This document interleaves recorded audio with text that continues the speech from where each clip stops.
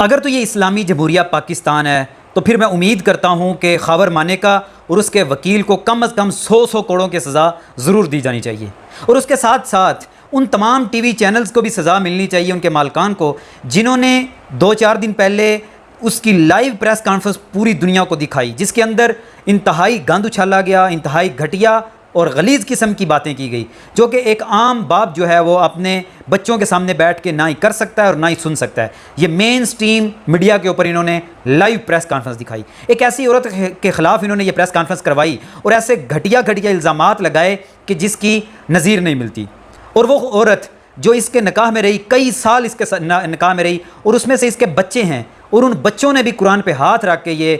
گواہی دی کہ ہماری والدہ جو ہیں وہ نیک ہیں، پارسا ہیں، شریف ہیں، ان کی یہ جو ان کے اوپر الزامات لگائے جا رہے ہیں ایسی کوئی بات نہیں ہے۔ اس کے بعد عمران خان بشرا بی بی کے بارے میں یہ کہہ چکے ہیں کہ بشرا بی بی انتہائی شریف، خود خاور مانیکا بشرا بی بی کے بارے میں کہتا رہا کہ ایسی پارسا عورت میں نے نہیں دیکھی، شریف عورت، انتہائی پرہیزگار عورت، لیکن اس کے بعد ایسا کیا ہوا، ایسا کیا آپ نے راتوں رات کچھ دیکھا کہ آپ اٹھے اور آپ نے ان کو پوری دنیا کے اندر ان کو بے عزت کرنے کی کوشش کی، لیکن آج اللہ نے ان کو عزت دی، پوری دنیا نے دیکھا کہ آج وہ بری ہوئیں، اور ان کے اوپر جو لگائے جانے والے گھٹیا الزامات تھے وہ ان سے بالکل انتہائی خوبصورتی کے ساتھ بری ہوئیں۔ لیکن وکیل جس نے اس گھٹیا کیس کے اندر ایسے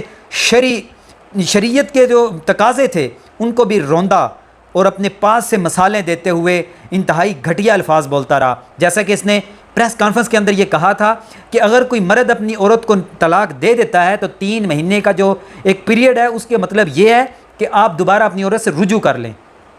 شریعت میں تو ایسا کچھ بھی نہیں لکھا ہوا، علماء سے پوچھا گیا ہے، علماء نے کہا ہے کہ ایسی کوئی بات نہیں ہے۔ اس کے بعد پاکستان کے علماء نے اس کے اوپر فتوے دیے ہوئے ہیں۔ شریعت یہ کہتی ہے کہ اگر کوئی عورت یہ کہہ دیتی ہے کہ میری عدت پوری ہو چکی ہے تو اس کا مطلب ہے کہ اس کی عدت پوری ہو چکی ہے، اس کی گواہی معتبر ہے، لیکن انہوں نے گھٹیا پن کی انتہا کی۔ ان کے پیچھے جو ان کے ہینڈلرز تھے جنہوں نے ان کو پورا پمپ کیا، انہوں نے بھی گھٹیا پن کی انتہا کر دی، اور آج کیس ختم ہو گیا۔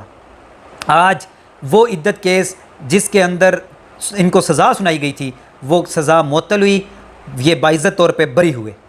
کس کے ساتھ؟ خان صاحب یہ بتاتے ہیں کہ انتہائی شریف عورت، ایسی عورت جس کا ابھی تک بینک اکاؤنٹ کوئی نہیں ہے، ایسی عورت جس کو شاپنگ کرنے کا کوئی شوق نہیں ہے، ایسی عورت جو 5 سال تک کسی شادی میں نہیں گئی، ایسی عورت جس نے کوئی ایکسٹرا ڈیمانڈ نہیں کی کبھی، پرہیزگار، نماز، تسبیح، ورد، وظیفے کرنے والی عورت، اور ایسی عورت کی آپ نے پوری دنیا کے اندر جو کریکٹر اسیسینیشن کی ہے، اس کا عذاب آپ پہ لازمی آئے گا۔ اور خاور مانیکا صاحب، آپ کس منہ سے اس کے اوپر الزامات لگاتے ہیں؟ آپ نے تو اپنی بیٹی کی سہیلی کی جس کی عمر 19-20 سال ہے اس کے ساتھ شادی کر لی چند مہینے کے بعد ہی، اور ابھی آپ رو رہے ہیں کہ آپ کو دوبارہ رجوع کرنا تھا۔